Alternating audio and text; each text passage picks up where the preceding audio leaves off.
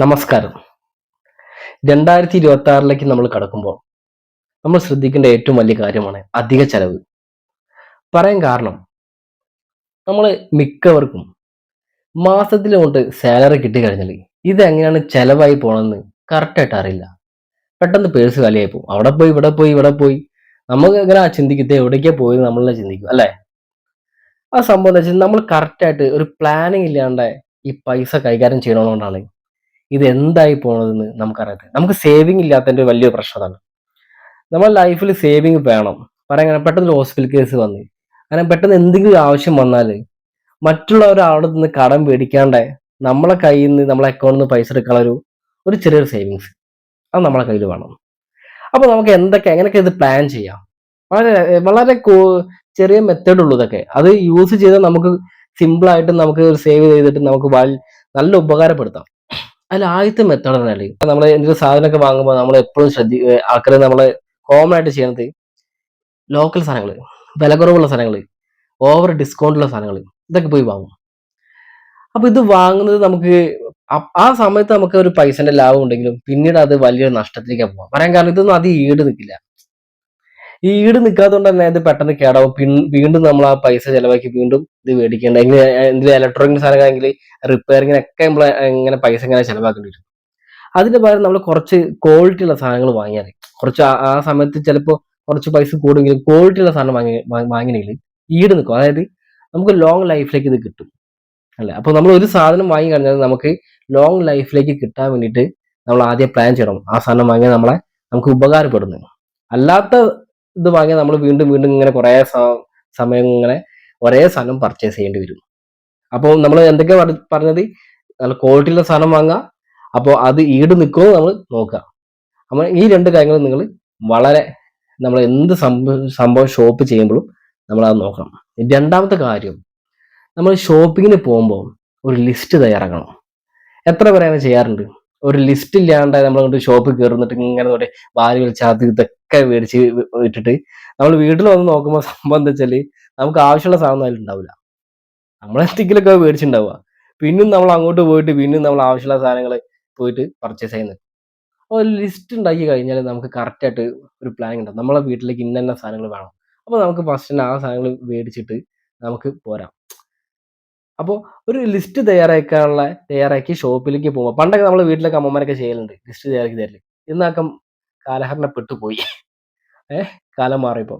അപ്പോൾ ഇനി നമ്മൾ അതിലേക്ക് വന്നാൽ നമുക്ക് കുറേ പൈസ തന്നെ സേവ് ചെയ്യാം. ആവശ്യമുള്ള സാധനങ്ങൾ നമുക്ക് വാങ്ങാം. അപ്പോൾ രണ്ടാമത്തെ കാര്യം.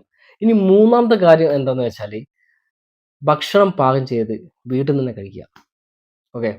ഈ ഓഫീസിൽ പോകുന്ന ആൾക്കാർ, ഈ പുറത്ത് പണിക്ക് പോകുന്ന ആൾക്കാർ, ഒരുപാട് ആൾക്കാർ ഇപ്പൊ കൂടിക്കൂടി വരികയാണ്.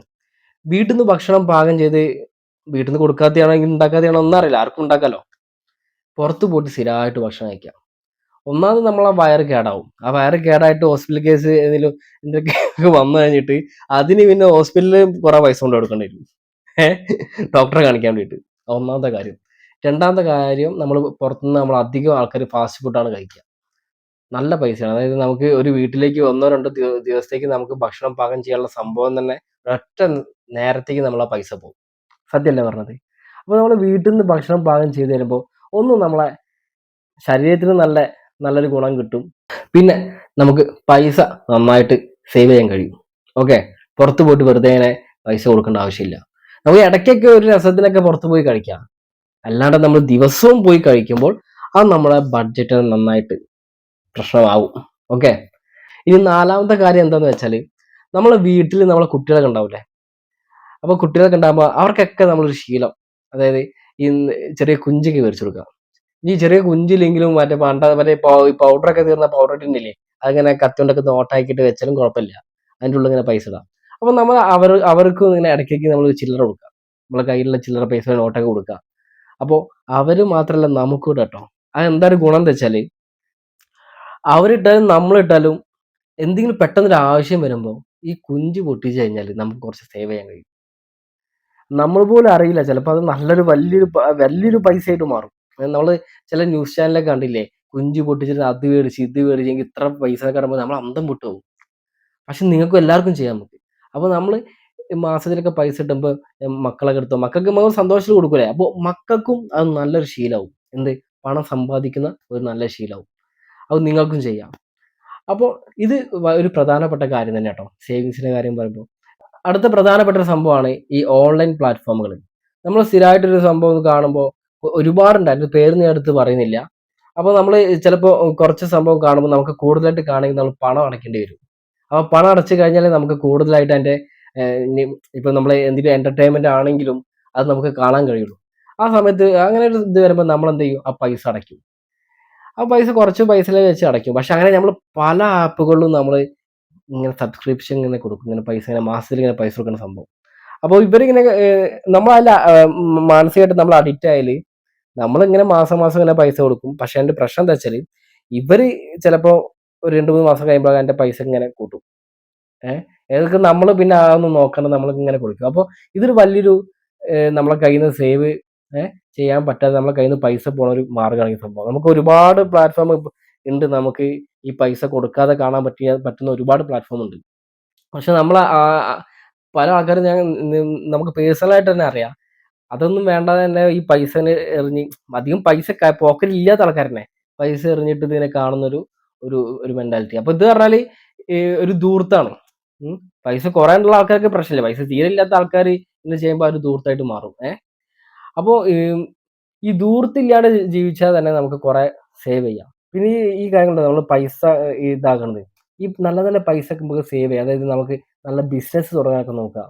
ചെറിയ ചെറിയ ബിസിനസ് തുടങ്ങാനും പിന്നെ ഈ ഗോൾഡിനൊക്കെ പൈസ കുറയുന്ന സമയത്താണെങ്കിൽ ഗോൾഡ് വാങ്ങിച്ചു വെക്കാനും ഏഹ് അങ്ങനെയുള്ള ഒരു ശീലമൊക്കെ നമ്മൾ കൊണ്ടുവന്നാല് നമുക്ക് അത് ഭാവിയിൽ ഉപകാരപ്പെടും. ഇപ്പൊ നമുക്കറിയില്ലേ ഗോൾഡിനൊക്കെ നന്നായിട്ട് പൈസ ഉം കൂടി. അപ്പൊ പണ്ട് ഇതൊക്കെ കണ്ടറിഞ്ഞ് ഉള്ള പൈസ കൊണ്ട് ഗോൾഡൊക്കെ വാങ്ങിച്ചു വെച്ച ആൾക്കാർക്ക് ഇപ്പൊ ലക്ഷപ്രഭുക്കളാണ്. അല്ലെ? അവരൊക്കെ കൊണ്ടുപോയി കൊടുത്താൽ അവർക്ക് ഇരട്ടിന്റെ ഇരട്ടിന്റെ ഇരട്ടിന്റെ ലാഭമാണ്. അപ്പൊ അങ്ങനെയുള്ള രീതിയിലൊക്കെ നമ്മൾ ചിന്തിക്കുക. അപ്പൊ നമ്മുടെ കയ്യിൽ എന്തെങ്കിലും പൈസ ഉണ്ടെങ്കിൽ ആ പൈസ നല്ല രീതിയിൽ ഭാവിക്ക് നമുക്ക് എന്തെങ്കിലും ഒരു വരുമാനമായിട്ട് കിട്ടുന്ന ലെവലിൽ നമ്മൾ കൈകാര്യം ചെയ്യണം. ഓക്കെ. അത് അവിടെ ഇവിടെയൊക്കെ ഇടിച്ച് പൊളിച്ച് ഇതാക്കി അലമ്പാക്കാതെ നമ്മൾ നല്ലപോലെ കൊണ്ട് നടന്നാല് നമുക്ക് നല്ല രീതിയിൽ സേവ് ചെയ്യാം. അതാണ് ഞാൻ എനിക്ക് 2026 നിങ്ങളോട് പറയാനുള്ളത്. പൈസ നല്ല രീതിയിൽ സേവ് ചെയ്യുക. പൈസയാണ് നമ്മൾ ഇമ്പോർട്ടന്റ്.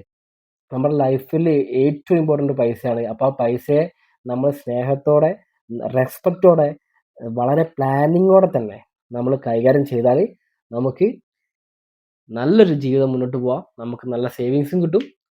മറ്റെല്ലാ കാര്യങ്ങളും നമുക്ക് ബെറ്റർ ആവും ലൈഫ്. ഓക്കെ.